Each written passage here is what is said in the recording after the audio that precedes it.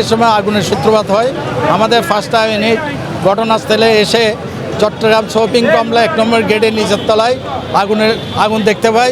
সাথে সাথে আমাদের ফায়ার ফাইটার এবং টিম আবার অফিসার সহ তারা আগুনকে ট্রেস আউট করার চেষ্টা করে এবং আগুনটার নিয়ন্ত্রণে আনে। প্রায় 1 ঘন্টা চেষ্টার পর আমরা আগুন নিয়ন্ত্রণে এনেছি।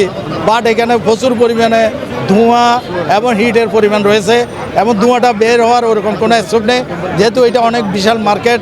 এই মার্কেটের ধোঁয়াগুলো চতুর্দিকে ছড়িয়ে আছে। তো আমরা ফ্রন্ট সাইড দিয়ে আমরা ধোঁয়াটাকে বের করা, স্মোক ইজেক্টর দিয়ে ধোঁয়াটাকে বের করার চেষ্টা করছি। আশা করি আমরা স্বল্প সময়ের মধ্যে আমরা অন্যান্য কাজ করব। যেহেতু আমাদের একটা সার্চ টিম আছে, সার্চ টিমটা অলরেডি আমরা দোকানের বিভিন্ন অপশানে গিয়ে ওদেরকে প্রবেশ করিয়েছি।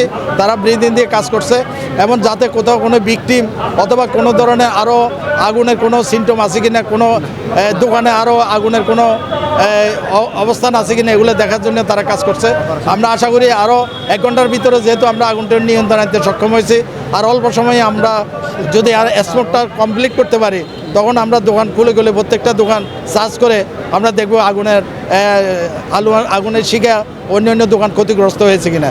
তখন আমরা উদ্ঘাটন করতে পারবো কোথার থেকে আগুনটা লেগেছে, কী কারণে লেগেছে, ক্ষয়ক্ষতি এবং কারণ উদ্ঘাটন করে আপনাদেরকে পরবর্তীতে বিস্তারিত জানাবো।